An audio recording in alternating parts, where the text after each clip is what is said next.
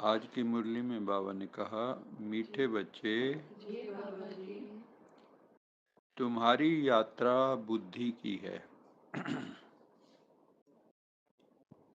इसे ही रूहानी यात्रा कहा जाता है। तुम अपने को आत्मा समझते हो, शरीर नहीं। शरीर समझना अर्थात उल्टा लटकना। शरीर समझना अर्थात उल्टा लटकना। तो बाबा कहते हैं, तुम्हारी यात्रा बुद्धि की है। तुम्हें कहीं जाना नहीं है। तुम्हें शरीर से कहीं नहीं जाना, जिस्मानी यात्रा नहीं है तुम्हारी। तुम्हें कोई ट्रेन बुक नहीं करनी, किसी बस पे नहीं जाना। तुम्हारी तो बुद्धि ही परम धाम पहुंच जाती है, परम पिता परमात्मा के पास पहुंच जाती है। परम पिता परमात्मा से कम्युनियन हो जाता है, क्योंकि हमारी बुद्धि ही यात्रा करती है। और ये यात्रा भगवान स्वयं सिखाते हैं कि तुम अपनी आत्मा को कैसे यात्रा करा सकते हो। ये भी एक टूरिज्म है, स्पिरिचुअल टूरिज्म। हमारे जो स्थान है ना, चारों धाम, वो हम सब बच्चों को पता है। कौन कौन से हैं हमारे चारों धाम? बाबा का कमरा, बाबा की कुटिया, हिस्ट्री हॉल, शक्ति स्तंभ कहो, शांति स्तंभ कहो। तो हम तो बुद्धि से चारों धाम की यात्रा यहीं बैठे कर लेते हैं। और आपको एक बात बताएं कि मन जो है, जो हमारा सूक्ष्म मन है, जिसको सब कॉन्शियस माइंड कहते हैं, अर्ध चेतन कहते हैं जिसको, उसमें कोई तर्क नहीं होता है, उसमें कोई लॉजिक नहीं होता। उसको जो भी आप समझा दोगे, एक बार सब कॉन्शियस में उतर गया, वो होके रहेगा।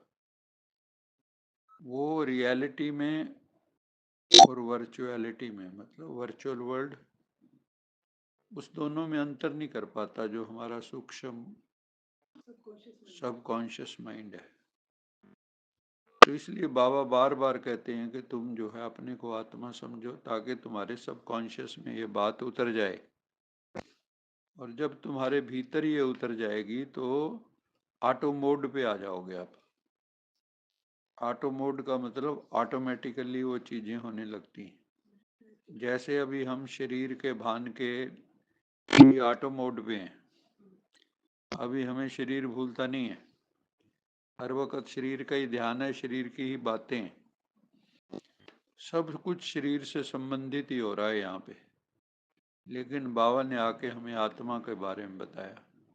आत्मा का भोजन क्या है, आत्मा द्वारा कौन सा व्रत रखना है, विकार क्या है ना। सच्ची सच्ची रूहानी यात्रा क्या है, उस यात्रा से क्या लाभ होंगे। तुम्हारी आत्मा संपूर्ण पवित्र बन जाएगी। तुम सर्वगुण संपन्न 16 कला संपूर्ण बन जाओगे। ये ऐसी एजुकेशन है जो भगवान हमें देते हैं। तो बाबा कहते हैं, ये तुम्हारी रूहानी यात्रा है। तुम अपने को आत्मा समझते हो। पहले हम क्या समझते थे? जिस्म, मेल फीमेल। तो बाबा कहता है, जो भी अपने को शरीर समझता, आत्मा नहीं समझता, वो उल्टे लटके हुए, वो शीर्षासन कर रहे हैं। हम सब क्या कर रहे हैं? सारी दुनिया शीर्षासन कर रही है, सिर नीचे टांगे ऊपर, उल्टे लटके हुए हैं। क्योंकि आत्मबोध नहीं, शरीर का ही बोध है। लेकिन बाबा कहते हैं कि तुम्हें अब आत्मबोध में जीना है, होश में जीना है। तुम्हें अपने वास्तविक स्वरूप में जीना है, जागृत होना है उसमें। जैसे देह में अभी जागृत हो, हर वक्त देह का ध्यान रहता है, तो अभी आत्मा का ध्यान रहना चाहिए। आत्मा यात्रा करेगी, भगवान के पास पहुंचेगी, परमधाम पहुंचेगी। तो उसमें परमात्म गुण आ जाएंगे, परमात्मा के लक्षण आ जाएंगे, है ना। बाबा कहते हैं तुम मास्टर गॉड बन जाओगे, है ना, हम छोटे भगवान बन जाएंगे। जैसे भगवान का कर्तव्य है सबका कल्याण करना, सबको पतित से पावन बनाना, तुम्हारी भी यही यही कर्तव्य तुम करने लगोगे। जैसे भगवान को छू जाओगे, भगवान तुम्हें छू जाएगा, भगवान तुम्हारे में प्रवेश कर जाएगा, तुम्हारी चेतना में, तुम भगवान जैसे काम करने लगोगे। तो इसलिए उल्टा नहीं लटकना है। सारी दुनिया तो उल्टी लटकी हुई है, तुम्हें बाबा आके उल्टे से सुलटा कर देते हैं। अभी बाबा ने हमें उल्टे से सुलटा कर दिया, सीधा कर दिया। प्रश्न है, माया के पंप में मनुष्यों को कौन सी इज्जत मिलती है? ये दुनिया अभी कौन सी चल रही है? माया का पंप एंड शो बहुत है इस वक्त दुनिया में। सबको ना दिखावे की पड़ी गई। कोई अपना जो है ब्याह शादी पे अपना धन दौलत दिखाता है ना, कोई अपना रूप दिखाता है। तो सबको ये है कि मैं अपना जो है दूसरों को दिखावा करूं। ये दिखावट की दुनिया है, मिलावट की दुनिया है, गिरावट की दुनिया है, बनावट की दुनिया है और गिरावट की दुनिया है। यहाँ सबकी गिरावट हो जाती है, क्योंकि जब आप बहुत ज़्यादा मान लो कोई वो करता है तो क्या होगा उससे, ज़्यादा दिखावा करेगा तो, है ना।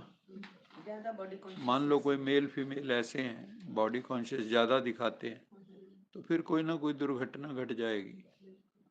तो बाबा कहते हैं ये माया का पंप एंड शो है, और इस दुनिया में तो सच्ची इज्जत भी नहीं मिलती। कौन सी इज्जत मिलती है? आसुरी इज्जत। बाबा का शब्द देखो, है ना।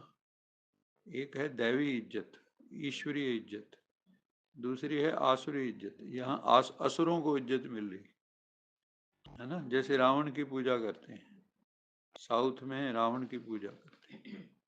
कई लोग जो हैं ब्राह्मणों में भी मैंने देखा है, नॉर्थ इंडिया में भी रावण की पूजा करते हैं, क्योंकि रावण ने उनका करेक्टर बड़ा एक तरह से ऊंचा दिखाया है। हाँ, तो यहाँ पे बाबा कहते हैं आसुरी इज्जत मिलती है। मनुष्य किसी को भी आज थोड़ी इज्जत देते हैं। जैसे मान लो किसी को आपने प्रधानमंत्री बना दिया, मुख्यमंत्री बना दिया, कोई मंत्री बना दिया, है ना, राज सत्ता में बड़ा उसको अभिमान है उस वक्त, और उसके बाद फिर उसके नीचे से कुर्सी खींच ली, वो बैठने लगा, देखा नीचे कुर्सी नहीं, उठा के ले गए। तो बाबा कहते हैं आज तो आपको सम्मान दे रहे हैं, कल किस वक्त अपमान कर दें कोई पता नहीं है। इनके सम्मान में भी अपमान छुपा हुआ है, ऐसा नहीं। तो बाबा कहते हैं आज इज्जत देते हैं, कल बेइज्जती कर देते हैं, गालियां देने लगते हैं, और जो भी सत्ता में आते हैं वो गालियां सब खाएंगे, है ना। बेचारे अच्छा करे तो भी हिसाब किताब है, क्योंकि सबको तो संतुष्ट आप कर नहीं सकते। और रोग इतना क्रोनिक है, हमारा जो समाज है उसके अंदर इतना भयानक रोग हैं ये, चाहे वो एजुकेशन सिस्टम हो, हेल्थ सिस्टम हो, सबको तो दीमक ने खा रखा है। तो क्या इलाज करेगा? कोई भी सत्ता आ जाए, किसी के पास कोई इलाज नहीं है। इलाज है एक भगवान के पास कि इनकी आत्मा को सालिम बनाओ, पहले करेक्टर तो आए इनमें पहले। आत्मा रोगी होगी, आत्मा रोगी है, तो आत्मा का क्रोनिक इलाज जो है अभी, क्रोनिक डिजीज का इलाज करने स्वयं, है ना, शिव सर्जन आए हुए हैं, सबसे बड़े सर्जन। वो हमारी सर्जरी कर रहे हैं, अंदर जो ट्यूमर बने हुए हैं ना विषय विकारों के, उनको निकाल रहा है। तो हमें बड़ी पीड़ा होती है, फिर विषय विकार कोई छुड़वाए ना, लोगों को बड़ी पीड़ा होती है, वो गालियां देने लगता है, क्योंकि अपने कोड से भी लोगों को प्यार हो जाता है। वो महात्मा थे ना ओम प्रकाश जी, कहता है कि यार लोग अपना रुमाल में नाक से वो करके ना जेब में डाल लेते, किसी का हो तो एकदम ऐसे करेंगे, और अब मान लो आप ये ऐसे करके किसी की जेब में डाल दो तो लड़ाई हो जाएगी। अपना तो कोड भी छिपाते हैं, बताएंगे नहीं किसी को। तो बाबा कहते हैं कल उसकी बेइज्जती करते हैं, गालियां देते हैं। वास्तव में माया ने सबको बेइज्जत कर रखा है ना। सबका डिसरिगार्ड किसने किया है? माया ने। विषय विकारों के कारण आज हमारी 2 कौड़ी की कीमत नहीं रहेगी। ये सारे संसार की कीमत 2 कौड़ी की नहीं है। कारण विषय विकारों का दीमक अंदर से खाए या ऊपर ऊपर से दिख रहे हैं। 1 मिनट में गुस्सा आता है, कुछ कह के देख लो, कुछ अंदर बचा ही नहीं है, शक्ति नहीं है, ना शरीर में, ना मन में, ना आत्मा में, कहीं शक्ति बची नहीं है। तो माया ने सबको बेइज्जत कर रखा है इस वक्त। और वो कैसे बेइज्जत किया है? उसको पतित बना के नीचे गिरा दिया है, पतित बना दिया। विषय भोगों में 24 घंटे डूबे हुए हैं। या तो विषय भोग भोग रहे हैं या विषय भोगों का इंतजाम कर रहे हैं। इसी में 24 घंटे जा रहे हैं इनके। या लड़ रहे हैं, लड़ने का इंतजाम कर रहे हैं, या खा रहे हैं, खाने का इंतजाम कर रहे हैं। ये 3 कामों के अलावा कोई काम नहीं। बाप आए हैं तुम्हें दैवी इज्जत वाला बनाने के लिए। भगवान किस लिए आए हैं? कि तुम्हारी डिवाइन रिस्पेक्ट हो, तुम्हारी डिविनिटी की रिस्पेक्ट हो, तुम्हारी प्योरिटी की रिस्पेक्ट हो, तुम्हारे करेक्टर की रिस्पेक्ट हो, तुम्हारे चरित्र के चित्र की पूजा हो। जिनकी पूजा होती है वो चरित्र वाले हैं। अगर मान लो कोई गलत काम करेगा तो उसकी पूजा नहीं होती है ना। मान लो हमें पता लगा कि फलाना फलाना महात्मा गलत काम किया, तो इसको इज्जत दी हमने, समाज ने, है ना। 1 मिनट में कहा कि तो 2 कौड़ी का भी नहीं है, हम तो इसको ऐसा समझते थे। तो जब एक के अगर मान लो ये अच्छी चीज है तो चाहे फिर वो महात्मा हो, कोई भी हो, फिर उसमें मनाही क्या है? जैसे मान लो पानी पीना है, कोई भी पी ले, उसमें किसी को कोई प्रॉब्लम होती है? कोई नहीं। लेकिन इसके साथ ही क्यों जुड़ा हुआ है टैबू? इसके साथ क्यों जुड़ा हुआ है? क्योंकि हम सतयुग में पवित्र रह चुके हैं, सतयुग त्रेता में। और जब गिरते हैं तो छी छी का बोध होता है, गंदगी का। छी, है ना। विषय विकार क्या है? छी छी। बाबा कहते हैं छी छी, बहुत गंदे। तो इसलिए बाबा आके आसुरी इज्जत से हमें अब दैवी इज्जत दिलवा रहा है। वो तभी मिलेगी जब साधना तपस्या करोगे, अपने को पवित्र बनाओगे, देवी देवता स्वरूप बनोगे, तभी कल्याण होगा। मीठे मीठे सिकिलद बच्चों प्रति मात पिता बाप दादा का याद प्यार। गुड मॉर्निंग रूहानी बाप की। रूहानी बच्चों को नमस्ते। हम रूहानी बच्चों की रूहानी माता पिता बाप दादा को याद प्यार। गुड मॉर्निंग, गुड नाइट और नमस्ते। सदा रहो हंसते, कहीं नहीं फंसते, बन जाओ फरिश्ते, बांध लो अपने बस्ते, चलो प्रभु के रास्ते। वाहिगुरु जी का खालसा, वाहिगुरु जी की फतेह। बोल साचे दरबार की जय। लोका समस्ता सुखिनो भवन्तु। लोका समस्ता सुखिनो भवन्तु।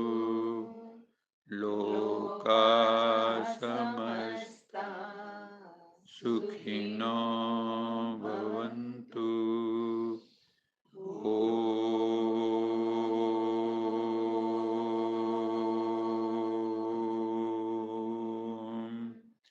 शांति